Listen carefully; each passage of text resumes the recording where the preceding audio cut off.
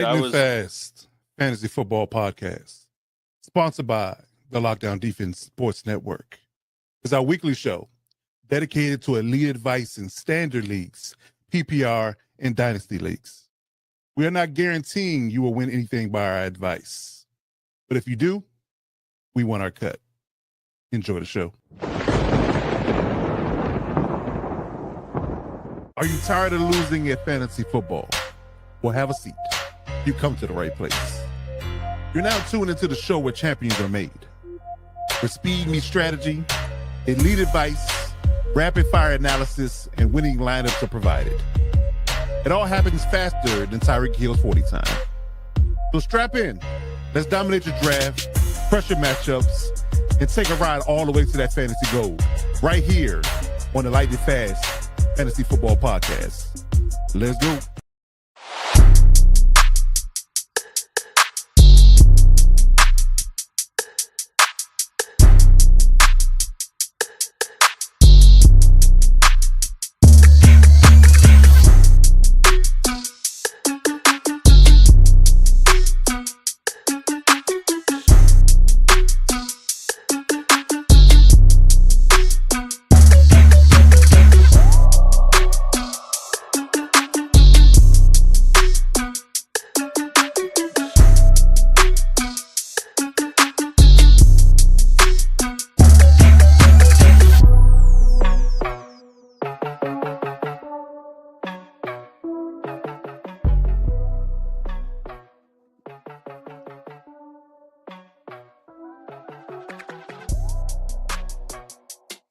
To all my heavy hitters and lockdown defenders, welcome to the Lightning Fast Fantasy Football Podcast. I'm your host, Coach Defense, alongside the real AG, Alice Givens. They call him the real AG because his picks are all good.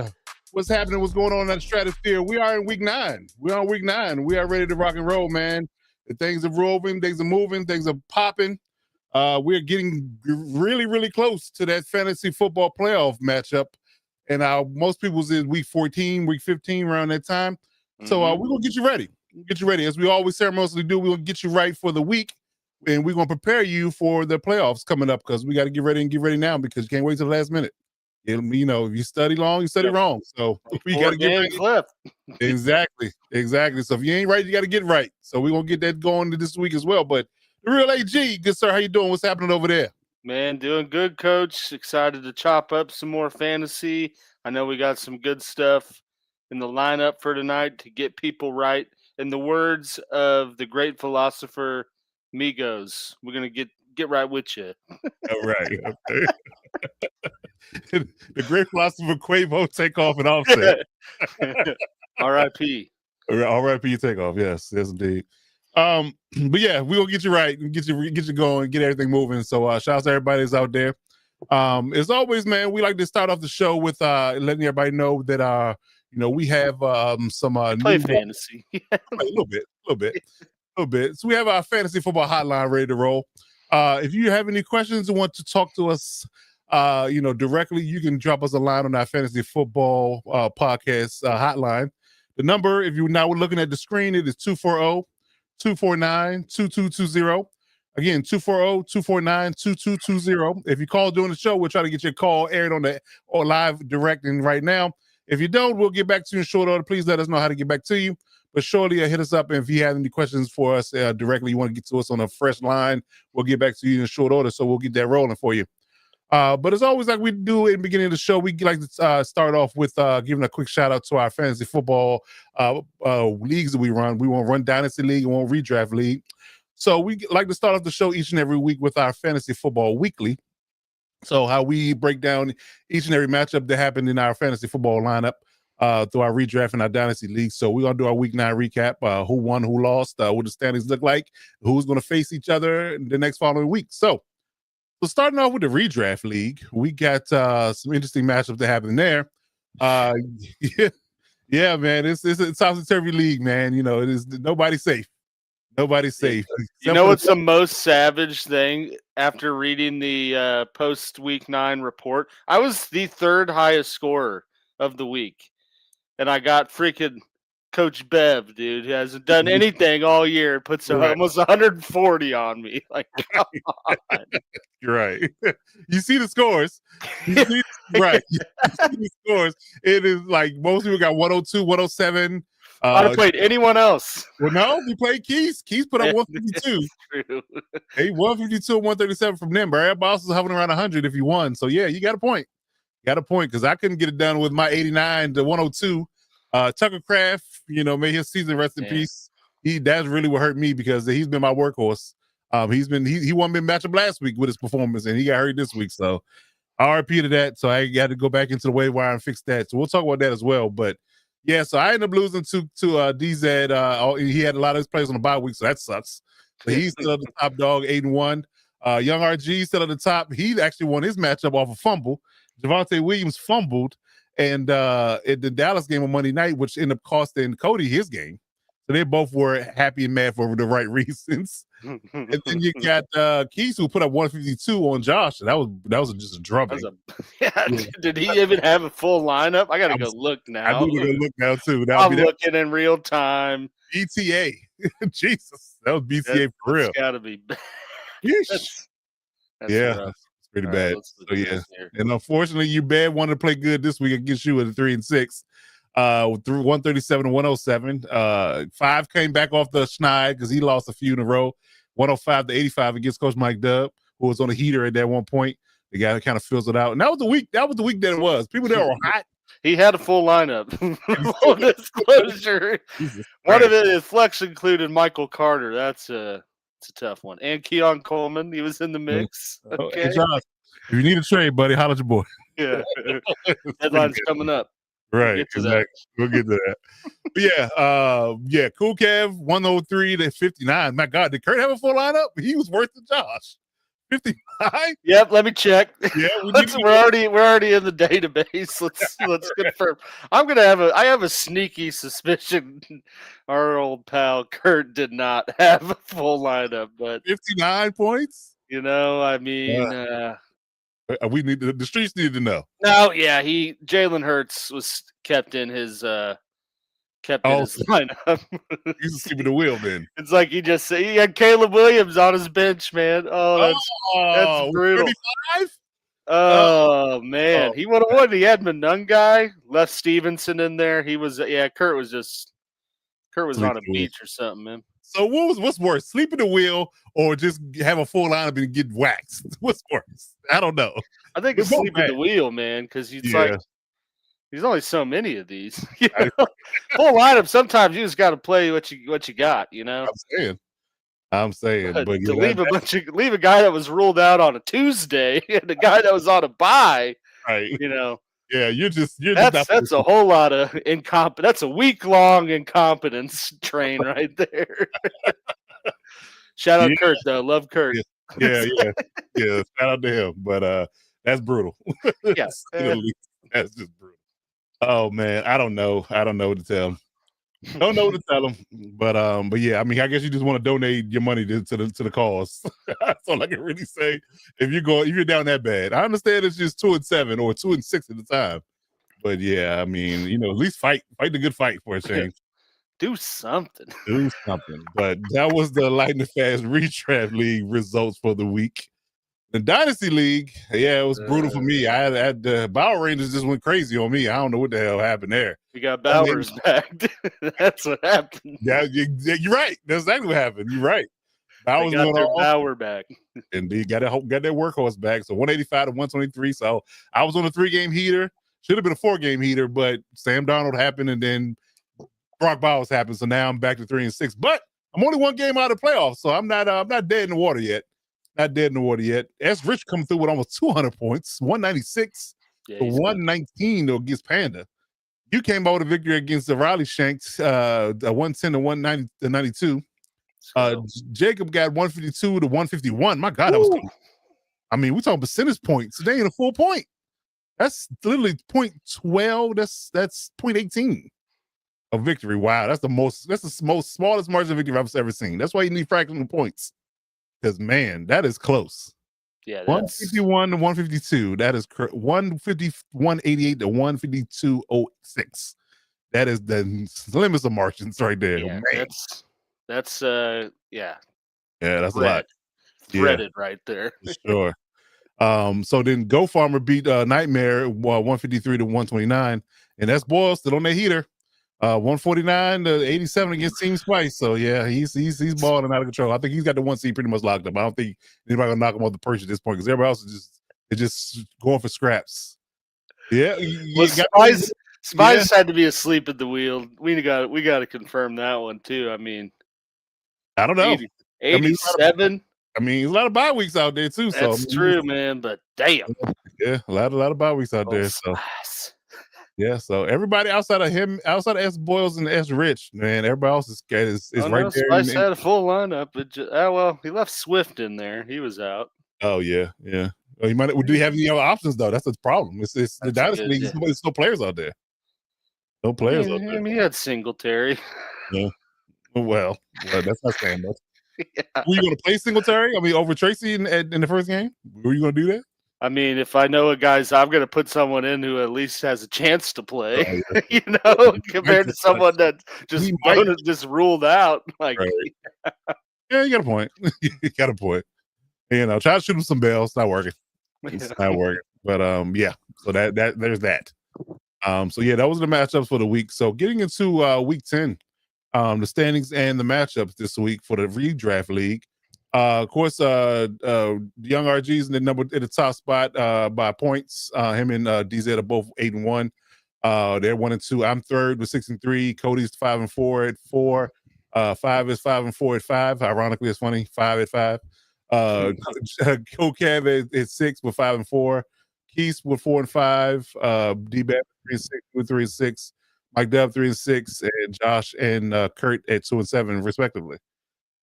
All right, so I go against Mike Dub this week. Projected to win, but I was projected to win last week, and that didn't mean anything. So we'll see how that goes.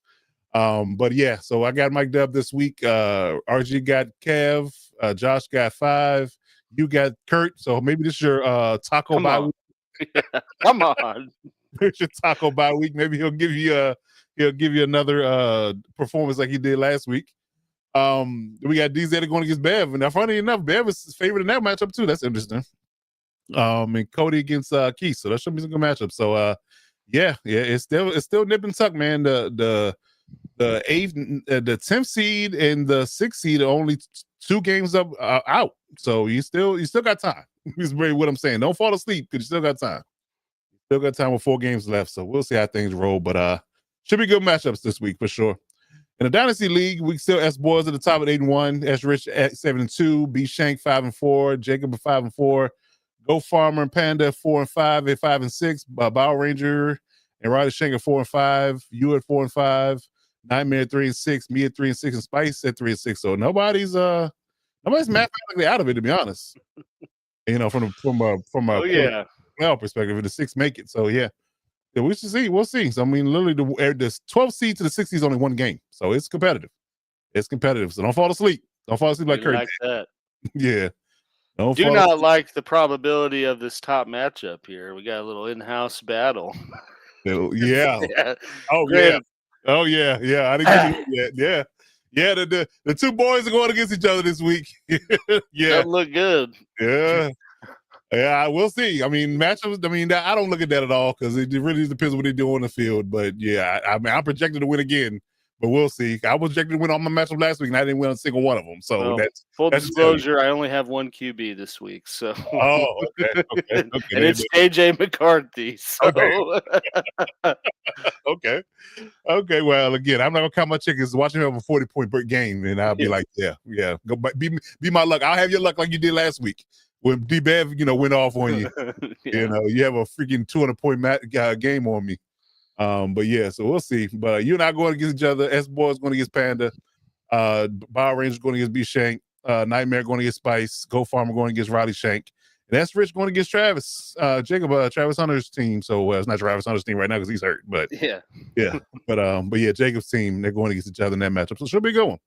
I'm love to see what the standings going to look like after that. So, but yeah, that was your fantasy matchups for the week. So we'll see how things roll, and we'll recap this week 10 on next week's show. All right, so getting into the fantasy matchups for this week, talking about best and worst performers. So who did good, who did bad? We're gonna get into that. Who was, rocking and rolling, who was on D-Bev's team. I know a lot of guys that he probably had on his team was on this Uh-huh. list. Yeah, so we'll see how Sure that did. yeah, we'll see how that goes. So get into the best performance to start. So Caleb Williams of all people, he was the top performer this week. With 36.7 in that shootout in where were they in Yeah. Cincinnati? They were in Cincinnati, I think it was in Chicago, wasn't it? Chicago. Oh, was it in Chicago? I don't know. I I don't just remember. know it quite literally was a shootout, though. Yeah, That's we're for in sure. the shootout though. Yeah, That's damn sure. No, it isn't Cincinnati. You're that's what I correct. thought. That's Sorry. what I thought. Yeah, that's what I The thought. orange just, it all blends Blends together. together. Yeah, guys. Okay, so Caleb Williams with the top spot with 36.7. Joe Flacco, ironically enough, 32.7 with his hurt shoulder. So that was interesting. Although my guy Jamar Chase didn't get much, so what can you say there? But Josh Allen, third at 28.8. Justin Herbert, 28.7. And Sam Darnold, again, still balling out of control in Seattle. So he had 28.2. So that was that. Yeah. Christian McCaffrey just touched the ball practically every play in San Yeah. Fran. Leading receiver and rusher. The full gambit. Full gambit. So we're so banged up. Let's just use Christian until he Every goes play. down. Every play. 38.1 with that. Rick O'Dowd still showing out in Carolina, although I think he might be hurt this week. I think there's something Too going on there. pumped out, dude.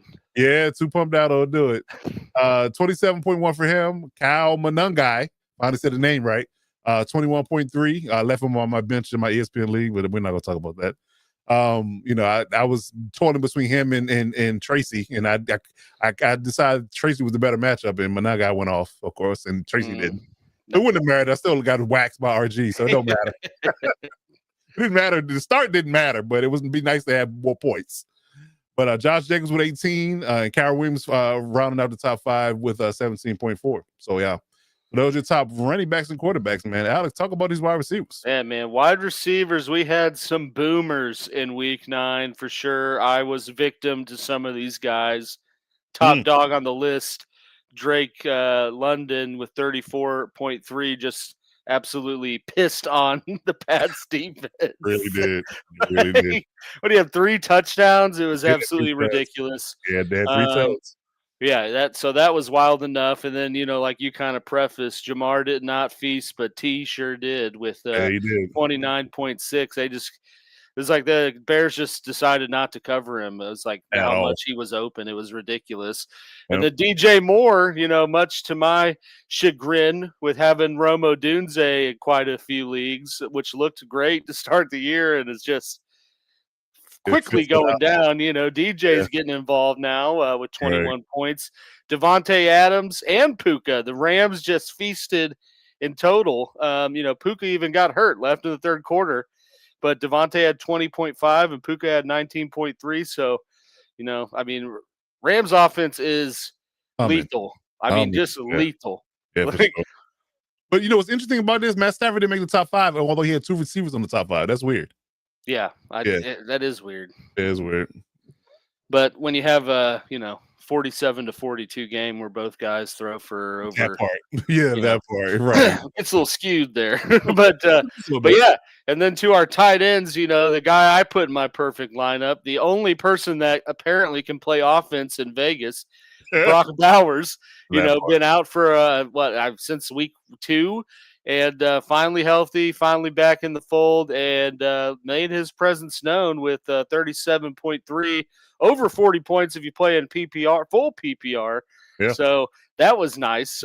Colston Loveland, quietly getting more and more involved in Chicago, had a unreal catch at the end of that game to seal it. He had 26.8. Dalton Kincaid, much to my demise watching that, he had 19.1. Thanks a lot, Drew Tranquil. Just getting absolutely roasted, ankles just clipped on a route. Sam Laporta, he's had an up and down season, which I'll get into later in the show. But he had 18.7, so good to see that. And then I can't remember who we steered correctly last week, Coach, on the show. But we told old buddy start Mark because Lamar's back, and boy, Did that make a difference? Because he Oh, had for sure. 15.6, 2 which tutties. really pissed me off. Because one league I had Mark Andrews in, I was like, oh, this guy's done. So I dropped him, and of course Oh, someone else picked him up. of course. And they ate good. And they ate good in the Yeah, neighborhood. Yeah. Interesting enough. Yeah. Coastal 11 was a shocker to me. And I'm like, Cole Commander, who at this point, the way he's playing. right. But I guess that's what they drafted him high the first round to do. So he's finally rounding out, hopefully. Took him Um, over Warren. That's what I always tell myself. They I, drafted that dude over Tyler Warren, they so did. That they they got did. to use him plentiful at some point. Like, Right. Or just look foolish at this point. yeah, Yeah, for sure. It's funny because I got Roman Doomsday in one league and I got DJ Moore in our dynasty league, and I'm like, it's feast of famine. Like we had 40 some points. Rome didn't get anything, but I feasted on DJ in our fantasy league and our right. dynasty league. So it's just weird. Weird dynamics. That's what happens when you get too many leagues. But it is what it is. Yeah. Yep. So those are your best performers from a position perspective. Now let's talk about defense and kickers. Now the defense, ironically enough, the Tennessee Titans, although in the losing effort, they had 20 points, but that was largely because special teams and Pick a pick six. six from Justin Herbert of all people. So yeah, they got 20 points in their loss. Pittsburgh Steelers against the Colts gave up 18 in fantasy. That was good luck. They haven't been on this 6 list. turnovers.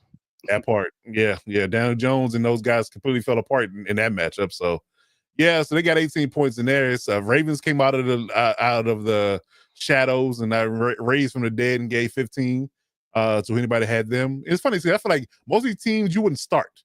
No.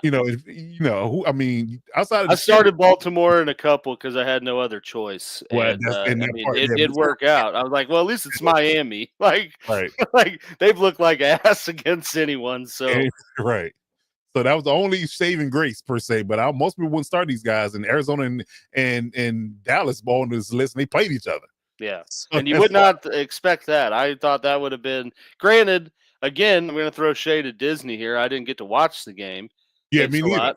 Yeah, But appreciate that I would not have anticipated either one of those defenses making it on this list. at all. But that's the kind of year it's been. You just expect the unexpected.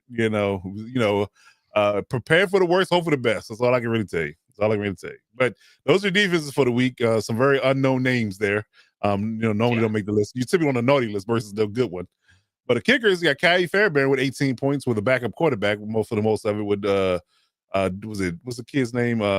Davis. No, what's the kid's name? Davis Mills. Yeah, Davis Mills in Houston. Right, I had it right. 18 points. Long neck. Merton Hanks Jr. Yeah. Yeah. That was a good one. Yeah, so Kyrie Fairbairn with 18 points. The Legatron man is back. Apparently. Record setter.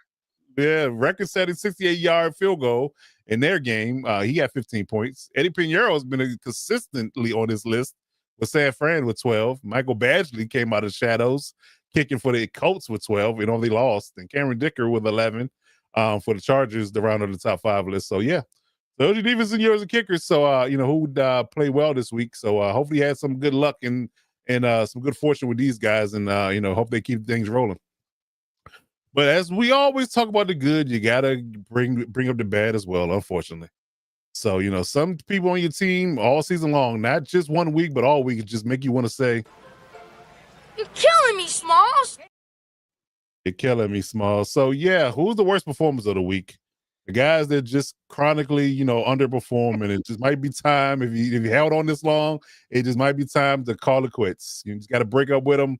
Tell them it's you, it's them, it's you, not me, or them, not me, not you. Whatever you got to tell them, and just break up with them. Just rip the band-aid off and just say, we got to part ways. But who's on the naughty list this week? Man, oh man. So Tyler Shuck is the best of the worst with 10 points. Jordan Love, in that matchup, and I just don't understand the Packers. I really don't. It's just 1 week they look like Super Bowl contenders, next week they look like a non-playoff team. You just don't get it. And they play always when they play bad teams too. That's another thing that bothers me. Yeah, right.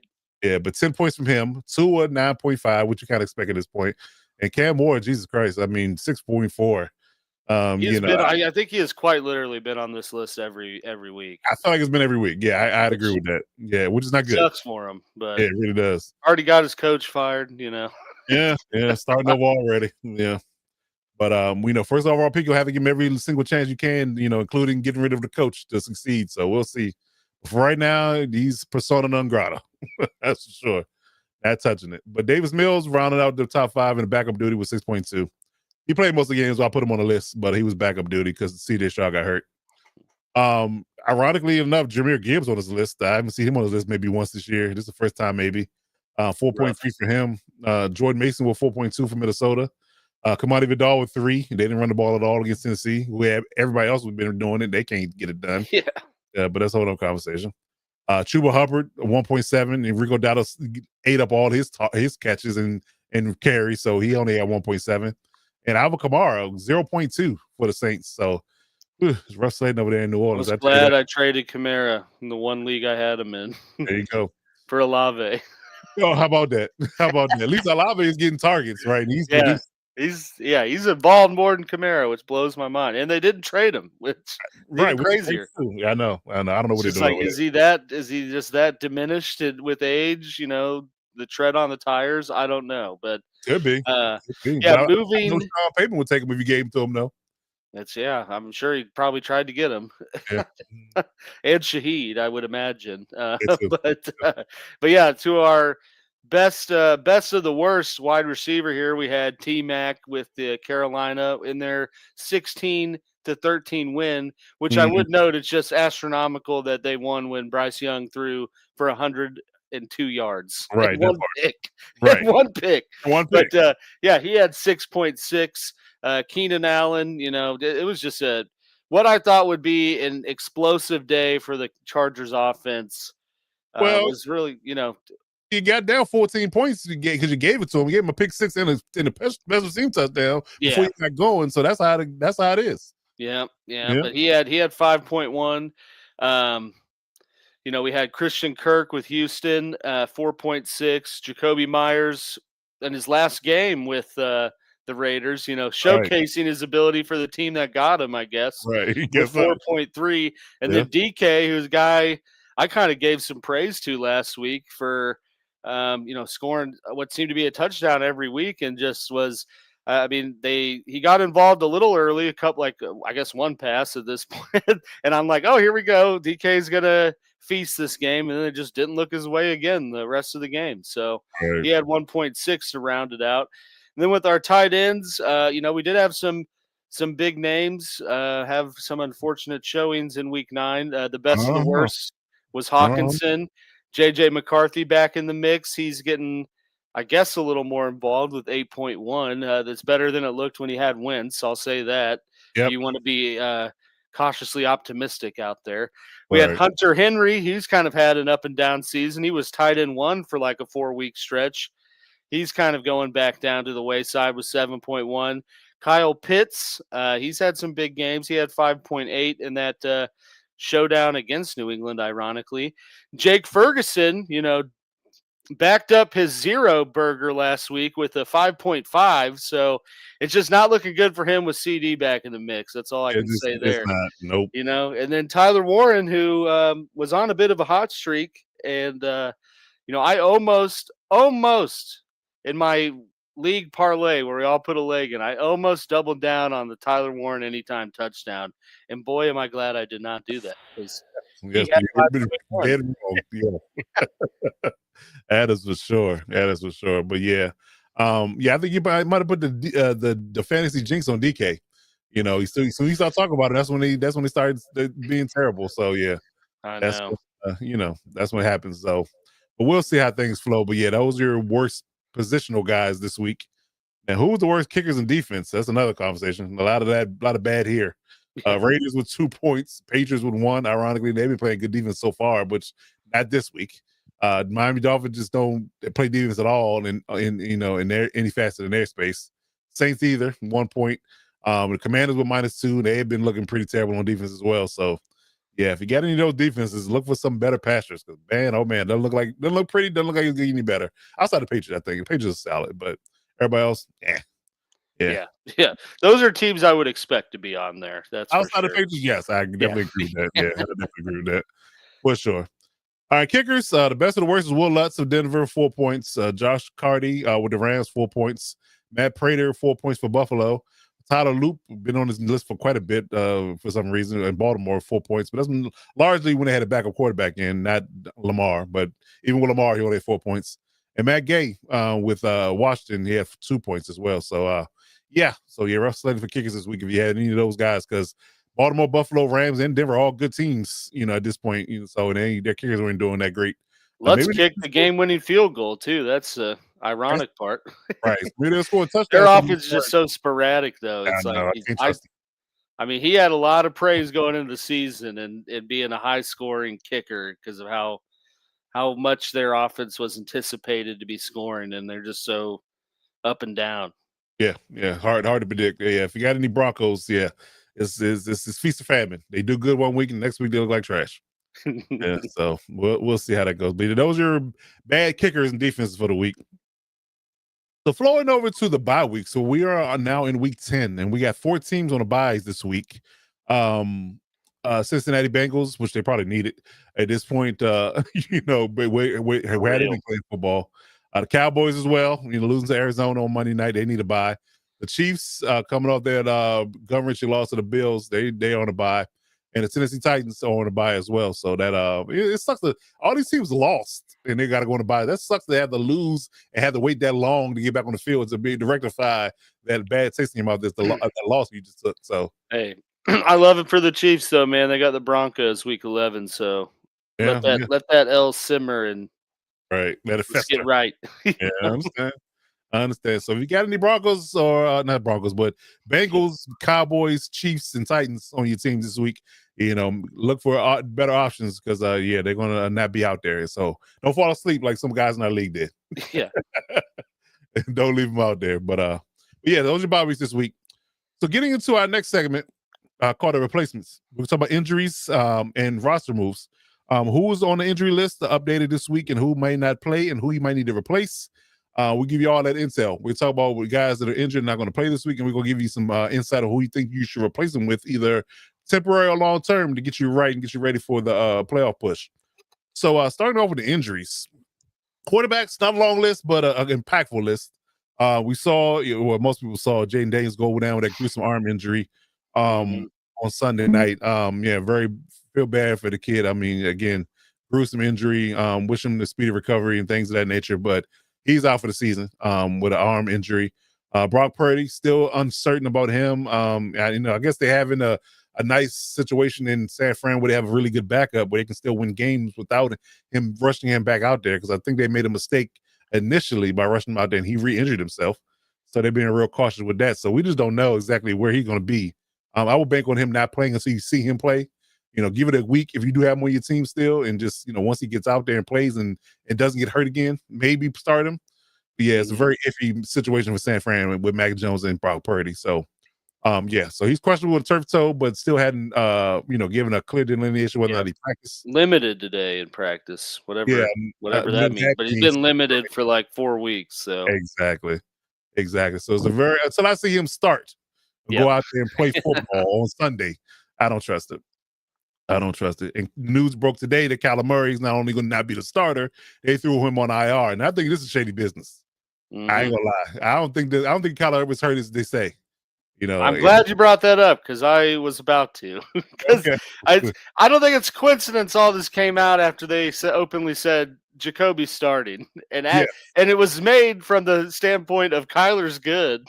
Right. We're just sticking with Jacoby, and then it was like, oh wait. Kyler's like, I'm getting a second opinion on my foot. Right. And now I need to go on IR. Yeah. I think that's just justification for you not be having to start Kyler because he's your franchise quarterback and you're paying him all that money.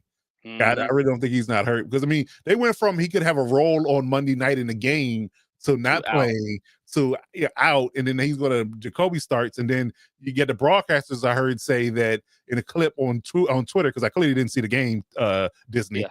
But I heard a clip on from the commentator saying that they should stay with Jacoby as the quarterback.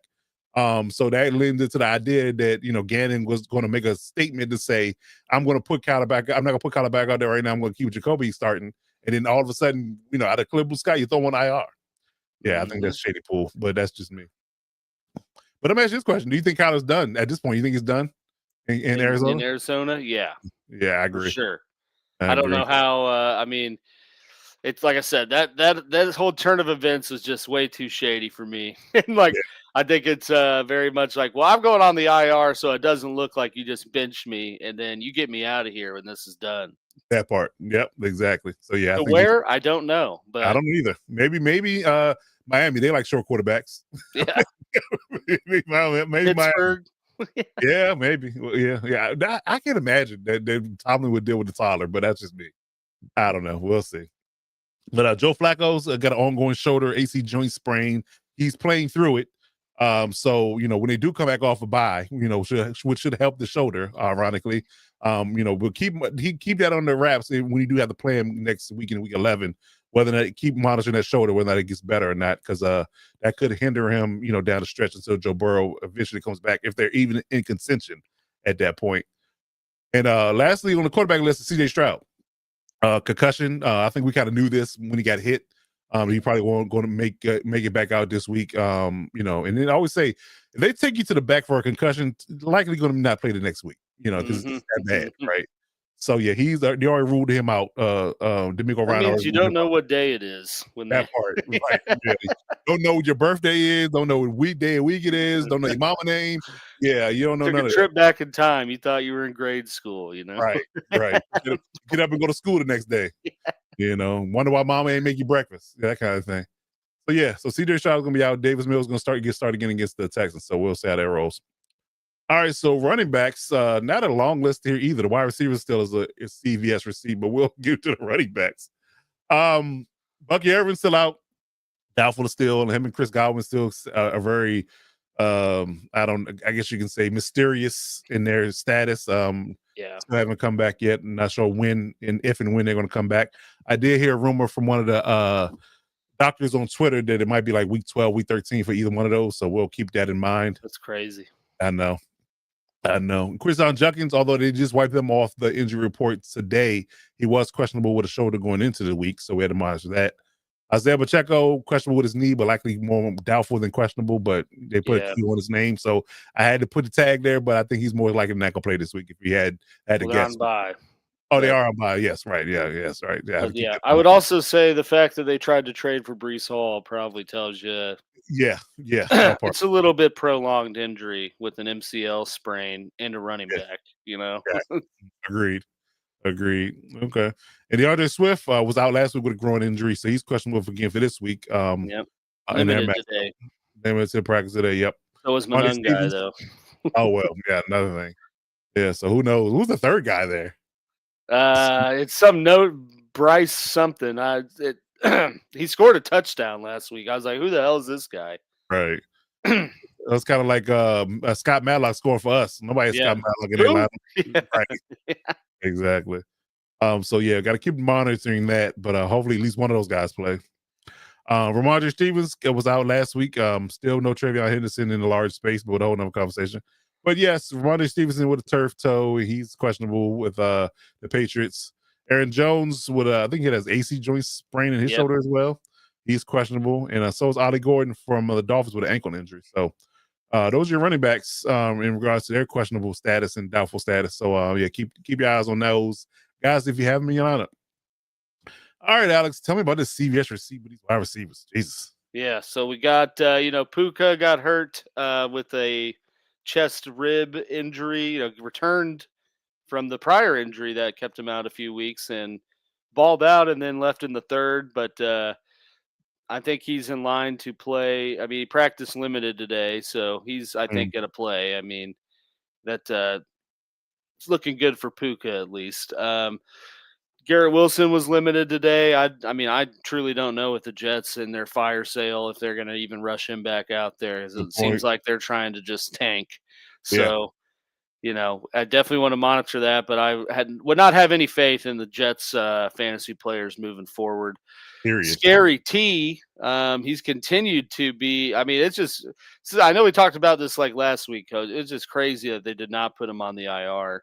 It just kind of kept this like facade that he might play, and then it's like And I think Dan Quinn already said it's not looking good for this next week. So definitely want to monitor that. Brian Thomas Jr. Travis Hunter went down. trade for Jacoby Myers. Brian Thomas Jr. went down in their game. He did not practice today with an ankle injury. I would say probably not looking good for him. I mean, it's already been an abysmal season. And if they're not practicing in any sort of capacity with an ankle injury on Wednesday, I mean, outlook is not good there. So definitely want to just check on that and maybe consider your options at this point.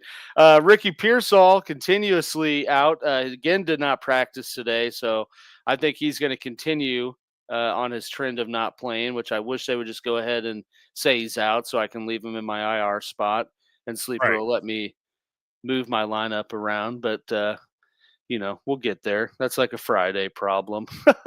Josh Palmer limited again in practice. So we'll, with knee and ankle, so you want to monitor that too.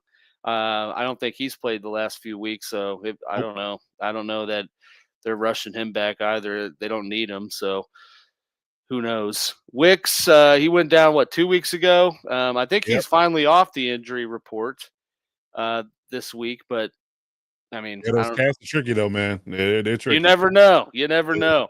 Yeah, Godwin, like you said with Bucky Irving, it's kind of like they have like this every week starts with the hope that they might be playing and then they don't. And he was again didn't practice today, so I don't think he's playing.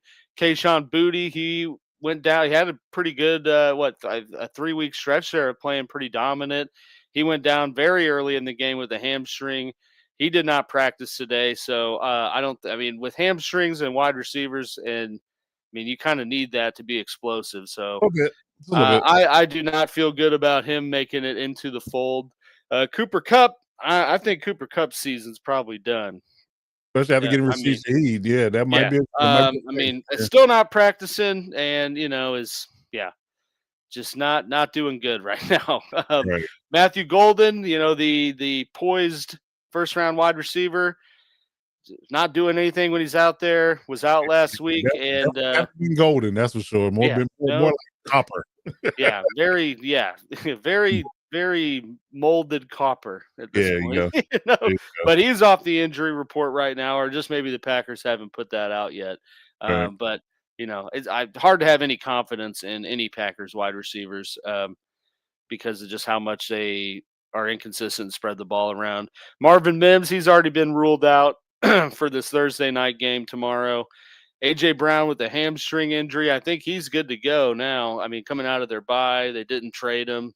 We'll see if that's a sign of better things to come. Travis Hunter, he's on the IR, so he's out for 3 more games with a knee injury, and apparently was seeking a second opinion or further evaluation, so that might turn into something worse. I don't know.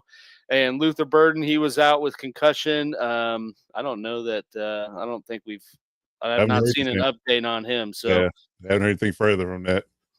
Yep. Okay. So there you go. So there was your long list of wide receivers that are on the mend, I guess we can say. And just sometimes short term, sometimes long term. But yeah, those guys should be monitored closely if they're on your roster, for sure. And around out the tight ends, not a long list, but one tragic one on here that's broke my heart. But yeah, you got Cole Kmet, questionable with his back. Of course, with Coastal Levelland's ascension, they're probably not gonna rush that back. Pun intended, rush him back. And your Bellinger with a neck, questionable for the Giants, and with them, so it might be hopefully maybe it's the Theo Johnson show if Bellinger's not out there, and then of course Tucker Kraft towards ACL in the game over the weekend, so he's out on IR for the season. So we had to give him his one homage take on the report to let you guys know he's not going to be there at all for going forward. So those are your tight ends, those are your wide receivers, running backs, and quarterbacks who are not going to be out there or could be questionable with injuries. And we also want to caveat that by saying that even if they do play, a lot of people see dips in their production because of their nursing injuries. So we have to take that account as well when we make decisions. There's quick advice there. But getting to guys that we feel like they might be good to replace them with. We got a list of our top 3 guys in each position that we think that might be good to replace those guys with. For quarterbacks, Sam Darnold, who's rostered in 39% of leagues at this point. Disrespectful, really. I'm saying. I don't see why he is rostered like 70% at this point. But yeah, he's still out there and he's attainable. Go after Sam Darnold. JJ McCarthy, 26% rostered in most leagues, so pick him up. Is a viable option. And Michael Penix, 17% rostered in a lot of leagues, so he should be a viable option going forward. So those 3 quarterbacks should do you some service. If you're missing, the likes of Jane Daniels or Joe Flacco's on the bye week, Patrick Mahomes on the bye week, whatever the case may be. They're gonna be some stopgaps. Or if Sam Darnold's case, he could be a long-term starter for you. I got him in my flex in my dynasty league, and he ain't going nowhere. Huh. Now when he's damn near perfect at half of his game, just slinging it. 14 to 14s, with 2 tubs, I think. So yeah, not bad. Not bad. This is one of AG's premium picks here, Kenneth Gainwell. He was really right on this one. He's been picking up more target shares from the Pittsburgh offense. He's only rostered at 43% of the league, so if you can pick him up as a flex running back, that should be a good option. Seems like Devin Singletary is getting more carries and with the Giants, although they got Tyrone Tracy, he's the number 1 guy. So, but he's only rostered at 12% of the leagues right now. Actually, out-carried and out-snapped Tyrone Tracy last week. So there you have it. So that's the thing I always got to tell myself is Singletary was Dayball's guy in Buffalo. He brought him over to set his culture. So it seems like he's just one of those guys that either got some incriminating photo of Dayball or he just really likes him. I don't know. Right. Yeah, caught him in a compromised position when he walked in the office. Yeah. That's a good one. So yeah, he's only rostered at 12% of the league, so he's a good pickup. And Bayshaw Scootin' Tootin' is rostered only 26% of leagues. As the handcuff to Travis Etienne in Jacksonville. So yeah, Bayshaw Tootin' is a good one to pick up as well from a running back perspective. But yeah. Tell me about his wide receivers and tight ends, Alex. Who you think is a good viable option there? Yeah, so first guy on this list, we got Alec Pierce. I noted him a few times in our Tuesday sleepers as well as on the show. I mean, they continued. I mean, he ate up the Steelers defense pretty good outside of scoring a touchdown. But they take deep shots with him. They utilize him in the deep passing game, and I think those options are always going to be there, and they're going to emphasize that every game. So definitely want to consider that. Troy Franklin, he's kind of riding with he's matchup dependent because Bo Nix plays stellar against not so great defenses and doesn't look the best against pretty solid ones. So you kind of want to keep that in mind. But depending on kind of the matchup they have, it might be a good one for spot replacement here and there. Christian Watson finally returning into the fold. Although he did kind of get banged up in that game against the Panthers. And I was like, oh, dude, this guy's just cursed because every time he comes back, it's always something. But he stayed out there. And like I said, I think in our video last week, I mean, he clearly shows them, regardless of who else they got in that room, if he's healthy, they're going to use him. So you want to consider that, considering, he's only rostered in 26% of leagues. Some other 2 others I'd note for wide receiver. You got Parker Washington with Jacksonville because, I mean, you just saw the injury report. I mean, both of Jacksonville's 1A and 1B targets are out. They just traded for Jacoby Myers. I highly doubt they throw him into the den, first weekend. So Parker Washington, I think, at least for this next week, is going to be a pretty good replacement option, as well as Torrey Horton. We noted kind of the same thing, same analogy, basically. They got Shaheed. I highly doubt they they probably throw a couple deep balls to Shaheed and get him acclimated. But Torrey Horton's been feasting with Cup out. He scored 2 in that Sunday night game. So I think he's a good replacement as well. And then looking at our tight ends, we got Harold Fannin Jr. rostered in 52% of leagues. That probably dipped a little bit with the bye, but I mean, he's been pretty solid when he's out there, much to my demise as someone who has Njoku in a few leagues, but that's neither here nor there. But I mean, yeah, he's being pretty solid in that Browns offense. You got Colson Loveland. We've been praising him a little bit on the show already. But I'm sure that rostered percentage has changed a little bit. I know you and I both were going for the same tight ends in our redraft league, Coach. And I think you got Henry and I got Loveland, which I'm like, that's fine. Right. But I mean, like we said, they drafted him high. They are building how much they use him, and I think that continues to move forward as the season goes along. Theo Johnson, he's he's been catching touchdowns from Jackson Dart, man. So definitely want to look out for him, especially with they don't have many other options to throw to. So Right. I mean, Darius he might be Slayton's the banged only up. one. They Yeah, got he might be the Wandell only Robinson one. and Theo Johnson. That's it. And then to in memory of Tucker Kraft, I would also note Luke Musgrave as a Yep. potential replacement. I mean, definitely more of a wild card because who knows what he's going to bring, if he brings anything close to what Tucker Kraft brought to the table. But you want to look out for that too if none of those other guys are there. I like it. I like it. Okay. All right. So there you have it, man. So those are your replacement guys. So go out in the waiver wire if your period is not up already, or if they're still available, go out and get them now. If your period is up like us in the ESPN League tomorrow on Thursday morning, so go out and put your claims in now, so get those guys on your team so you can get ready for weeks in. So yeah, should be a good one. Should be a good one. All right. So let's fold over to our rolling segment. This week we're going to talk. We got to preface about it in the top of the show. About getting ready for the playoffs. So we're gonna bring back our segment called the Advice Corner in regards to how we feel about playoff preparation. Because again, we got about 4 games left before we get to the idea of actual playoff football, and playoffs start way before then. It doesn't start, the week you get into it. You got to get going now. You got to put yourself in prime position to not only be concerned about your matchups in the playoffs, but getting your team right. If you got some holes or you got some areas that you want to address, trade for, manipulate, or just move some roster pieces around, you want to start doing that now, because again, everybody will rush to the waiver wire at the last minute to try to pick up guys. But if they're available now, do it now. If you're in prime position, if you're got 6 or more wins at this point, you should be looking at a playoff prep for sure. Even if you got 3 or 4 wins and the guy above you is in a playoff position, he's only 1 game ahead of you.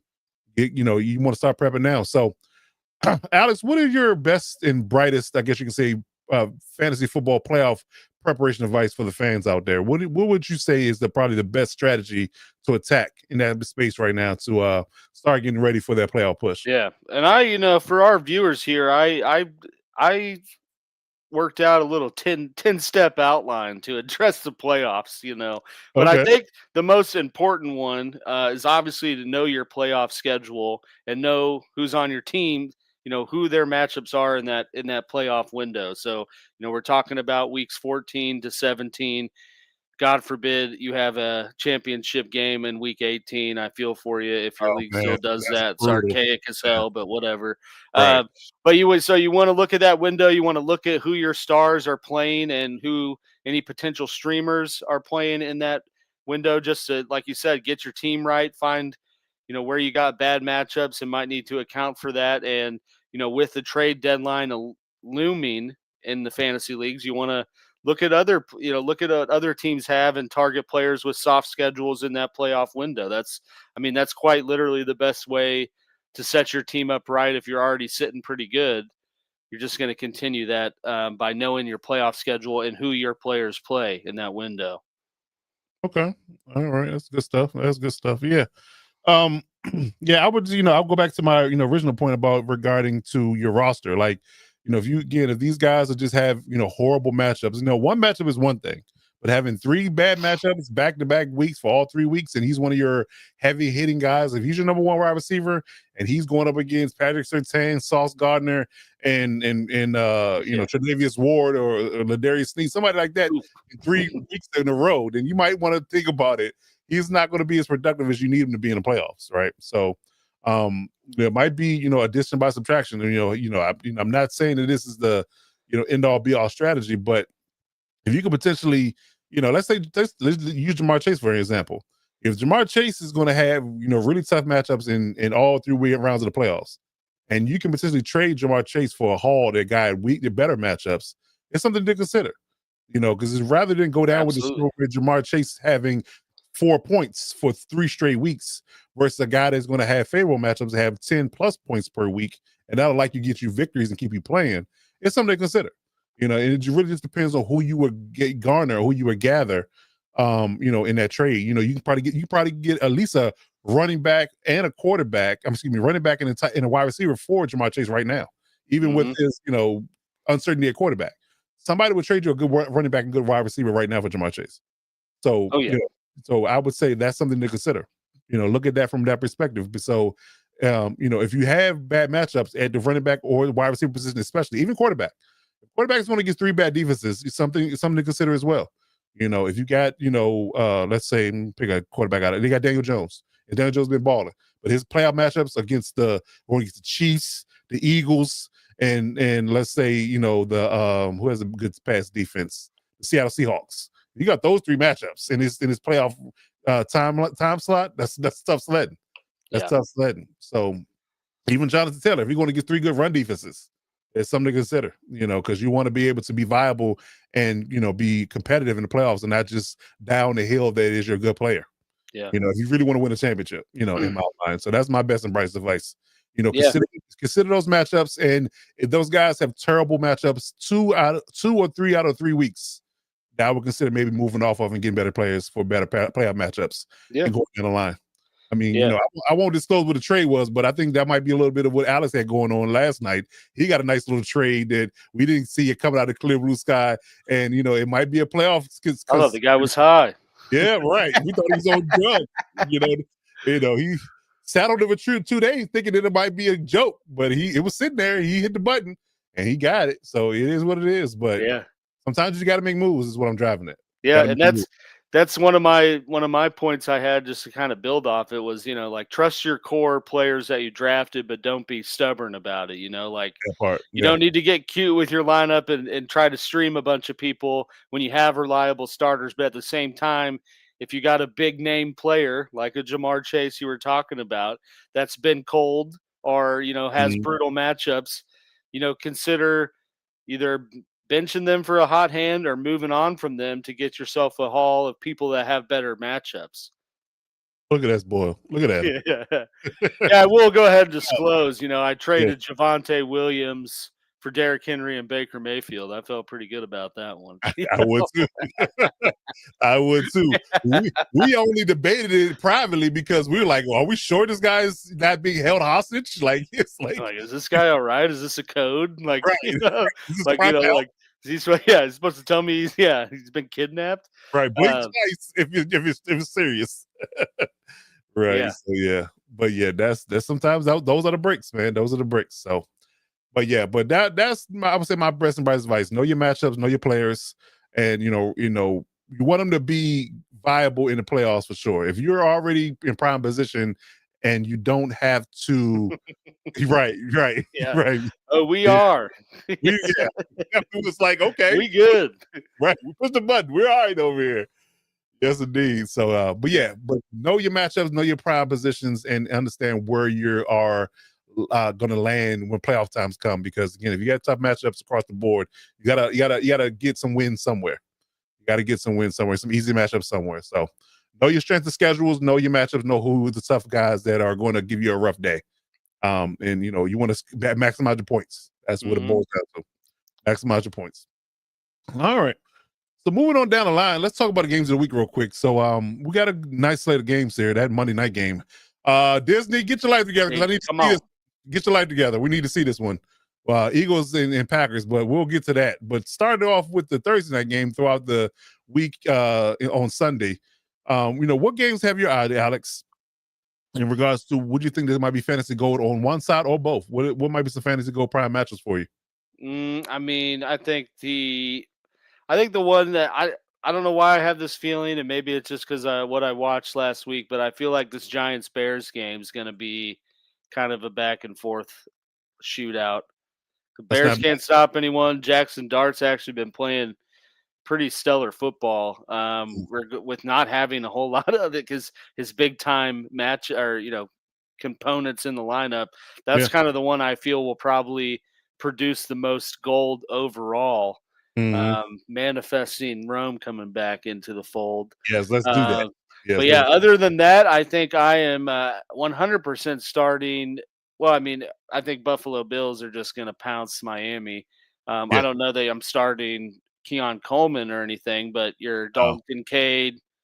Obviously, you're starting Josh Allen, James Cook, but I think those guys are going to do pretty well for you this week.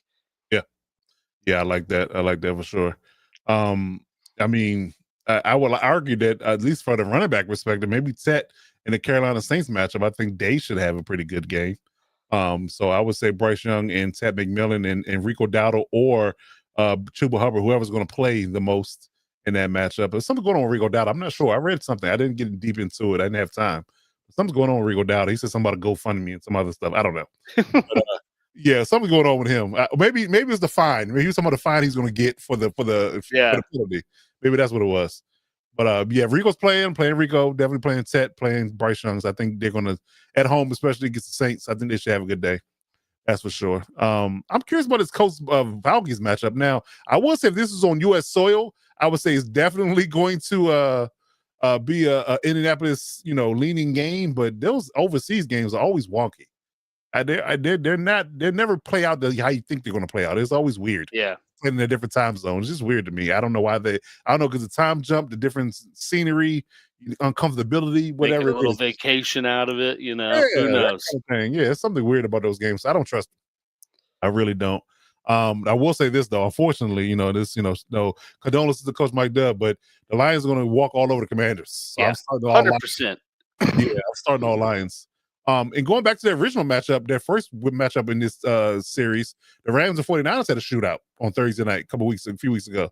So I think that's going to be another one. They should have another bomb burner. Mm-hmm. I think 49ers and Ram players all should have a good week. So that should be a good one. They should go back and forth in that space. So yeah, we'll see how that goes. And Kofi Kyrie won't fumble this week, like you did the last game. For real. Yeah, that part. But yeah, I do like that. What do you feel about this Patriots Tampa Bay game? I don't know how I feel about, because I feel like it could be kind of a more low scoring defensive bout, out of this slate of games. I don't know why I get that feeling, but I that's the one that gives me the most worry, because I mean, obviously, like the big name players in that game, you're going to be playing, your Drake Mays, hopefully Henderson. No, I'm kidding. But like Baker Mayfield, the Buka. Yeah. And it's like I just don't know if it's going to produce a lot. Like I mean, I think those guys are going to get some points, obviously, but I could see it being a low scoring, who has the ball last to drive down and kick a field goal wins type of game. Okay. I like it. I don't know. It's either gonna be a defensive matchup or a shootout with the Chargers. Yeah. That's all I can really tell you. That's all I can really tell you. It's gonna be one or the other, but I don't know which one it's gonna be, so I'm not gonna bet it. In the Eagles Philly game, similarly to feel like that, I think it's gonna be either wild card game. I think they're gonna either be scoring a lot of points or they're gonna be a whole lot of defense being played. So yeah, so I feel better about it. I feel better about that game being a lot of points if the Packers still had Tucker Kraft. I agree. Yeah, I agree. It's like, because like we said, like Packers kind of play up or down to who they're playing, but now you also add in the component of like, how are they going to move the ball? Now having your safety net there, and we don't. And to your point, Watson and Golden are banged up, so who knows? But we'll see how things roll. But yeah, those are your matchups for the week. So I guess you can say you can prepare accordingly. Before we know, it's our next segment is the perfect lineup. As we round out the show each week, we like to give our best rendition of what we think the perfect lineup is for each week. So we're gonna give you our players and who we think have prime matchups, and if they're in your lineup or you have the opportunity to start these guys, or you play best ball, you can create your perfect lineup here, and they should get some fantasy football points for you, or win you some money, depending on how you're rolling. But for me, for this week, for week 10, I'm rolling with Matt Stafford against the 49ers. Like I alluded to earlier, they had a really good shootout last week, and Matt Stafford's playing out of his mind. I don't know why he's not in the MVP conversation at this point in time. He's just quietly doing big work over there in LA with the Rams, going against the 49ers, and they got revenge on their mind because they lost last time against them. So I like Matt Stafford in this matchup. I like James Cook, to your point earlier about the Dolphins game. I think he's going to run all over the Dolphins in that matchup. Again, Rico Dowdle, against the Saints. I like that matchup. Just pumping. Yeah, right. Just keep the pumping to a minimum when you score. Yeah, right. They might get fined for that too. Who knows? It might just be cracking down. But Jackson Smith and Jigba against the Cardinals, I like that matchup as well. I mean, I like him against anybody at this point. He's just cooking whoever is guarding him. So I like that matchup. That's a pretty safe one. I like Amon-Ra St. Brown against Commanders, like I alluded to earlier. I also like Trey McBride. Trey McBride against the Seahawks, because Trey McBride is being a very friendly target to Jacoby Brissett. I think I saw a stat that he caught 3 touchdowns in 3 games for Jacoby, and he caught 3 in his entire time with Kyler over 2 seasons. So Yeah. that's tell you that Jacoby likes McBride more so than Kyler did. So I think Trey McBride is a good player against the Seahawks, although the defense is Oh, tough. Jacoby's 6'4", so you could probably see him a little better. That part too. That part plays through as well. Yes. Yes, indeed. I like Devon A-Chain. For some reason, the Bills don't do that rarely against the run, especially against the Dolphins run game. So I like Devon A-Chain in my flex against the Bills, although I think they're going to lose, but he should have points. Cairo Santos against the Giants. I like his kicking ability in that game. And of course, I like the Broncos against the Raiders. I mean, I think that's going to be one, for nothing else, I think the Broncos defense will play well against that Raiders offense. So I definitely like that. So top to bottom, that's my weekly lineup. So if you got any of those guys on your fantasy team or in your best ball lineup, be well and prosper for that matter. So yeah, there you have it. For the real AG, tell us what your guys are and who you think is going to ball out this week. Oh yeah, I got some spicier picks. I feel like I've been dropping spice the past few weeks here, but my QB for the week, I have Jackson Dart, and I promise you that was not put in there from the intention of pumping the Bears Giants matchup. I just feel really good about it. I mean, look, the Bears defense. We saw how Joe Flacco, Torched it. 49-year-old Joe Flacco torched it. Right. I feel good about Jackson Dart being pretty solid in this game, especially with the rushing upside he brings. Last 4 starts that he's had, he scored 23 points, 29 points, 19 points, and then 27. So feeling pretty good there. Like it. My running back, I got Kyron against San Fran, and facing a banged up 49ers defense, like we kind of alluded to, a get right revenge game for him to not fumble in what would have been the game sealing touchdown. He is, they are sticking to the 70-30 split with Corum, but Kyron, when he gets the ball, he does some stuff with it. He's not the flashiest, but he gets the job done. That's true. The Niners defense, when healthy, has been average at best against running backs fantasy wise. So I feel good about Kyron in that matchup. I got Jahmyr Gibbs bouncing back against the Commanders. He, like I said, we coming off a bad game. It's the second time this season that he was held to 25 or fewer yards and no touchdown. I think they get him right in this game, facing a banged up and Jaden Daniels less Commanders team. So, like you said, feeling good about all Detroit Lions in that matchup. My wide receiver, Emeka Ibigbu. Coming back against off his bye against the Pats. I think he's just going to be ready to rip. And Pat Steve's been pretty solid against the run, but they've given up some monster performances and just gave up one to Drake London last week. So I think I keep wanting to say Big Boo now. I think Ibuka's in line for a very high volume game. Right. Wide receiver 2, I got Cortland Sutton going against the Raiders. This is purely from the aspect of, they got Brock Bowers back, so I expect the Raiders to move the ball a little bit more, and the Broncos can't just rely on the run like they have been the past few weeks, and will have to pass a little bit more. And Raiders are pretty bad against the pass. They are giving up the 8th most points, 5th most yards, and 9th most touchdowns to wide receivers. So feel pretty good about Cortland Sutton tomorrow night. My tight end, as I kind of prefaced early on in the show, I got Sam Laporta against the Commanders. Loving the Lions against the Commanders. Sorry, Mike Dubb, but it just is what it is. It's been a wild ride for Laporta. He's had 4 weeks of finishing top 6 and 4 weeks of finishing outside the top 20, but 3 of his last 4 starts he's been tight end 4 or better. So, he's definitely picking up steam at the right time, and Washington already banged up, gives up the 5th most points to tight end. So I feel good about Laporta. This week was a tough one because I got no receiver to dump on the Cowboys this week since they have a bye. Right. So we brought back the stack bundle, and it may be a little bit of a hot take, but I got Wan'Dale Robinson against the Bears, and what I think is going to be a little bit of a shootout.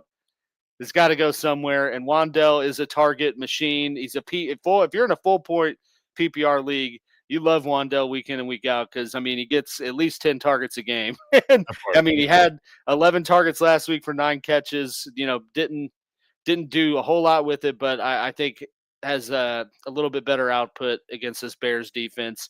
My perfect defense, I got the Browns going against the dumpster fire that is the Jets. I feel Browns defense for their offensive woes is pretty damn elite. Thanks to Solid, Myles Garrett, they got Oh, yeah. 24 sacks on the year. They've scored 34 combined fantasy points in their last 2 matchups, and coming off a bye, I think are going to be very well prepared for the Jets. And then my kicker, I got Cameron the kicker Dicker going against the Steelers. The Dicker kicker. Yes, indeed. Yes, indeed. I like it. I like it. So, yes, if you have any of these guys on AG or Miles lineup, I think you do well this week. And I definitely like his hot takes. That's like one of my payoff. I'm gonna monitor that one. That Giants, Wandale Robinson, and I've Jackson. been on a little bit of a hot streak with some of my hot bit. takes on these. I'm So we're gonna feeling watch good it. about it. Yeah, you're riding high. You're riding high. That's for sure. So, yes, those are perfect lineups for the week. So check that out. And if you got any of those guys in your lineup in your fantasy team or your best ball lineup, please let us know that you did well. Let us know that you did well. All right, so that's going to wrap up the show this week. We'd like to give a couple of minutes to anybody that's watching live here to throw out any questions you might have, a lineup questions, any decisions you need to make, any waiver wire conundrums that you have, things, some things you're kind of mulling over that you want to get some opinions or advice on. So please throw your questions out there on the channel right now and let us know what you think. We'll get that answer to you in short order. But if you definitely want to get at us at any point in time, if we're not online, you can hit us up on our social media platforms. Please drop a subscription on the YouTube channel as always, Light and Fast FF on YouTube. We're Light and Fast everywhere on TikTok, Twitter, Facebook, and Instagram as well. So hit us up on our social media platforms if you need to do that. If you need to drop us a line through voicemail, we have our hotline here ready to roll. So if you need to reach us, our hotline number is here. It's 240-249-2220. Once again, it's 240-249-2220. So you can drop us a voicemail and let us know how to get back to you, and we'll give you your question answered there as well. So we are ready and available for any fantasy football questions that you may have at any point in time. Now, we do have hours of operation. Don't look at us at 4 a.m. for fantasy advice when the waiver wire opens. You try to figure out who to pick up. We're not going to answer at 4 a.m. Just not going to answer. I might. I don't know. Well, yeah, I'm not. My schedule right now, I might be up at 4 a.m. You might. Me, coach is not. Alex, coach definitely not. I'll be 10 toes up in my bed. Trust me. Yeah, I will be out of there. So yes, but yeah, if you have any questions, please drop them now. If not, we're going to get out of here and we'll get you back to our regular lives. And as always, check us out each and every day on the Light and Fast FF Fantasy Football Podcast channel. We drop content each and every day. We go live each and every Wednesday night during the season, 9 p.m. Eastern Standard Time, right here on this channel.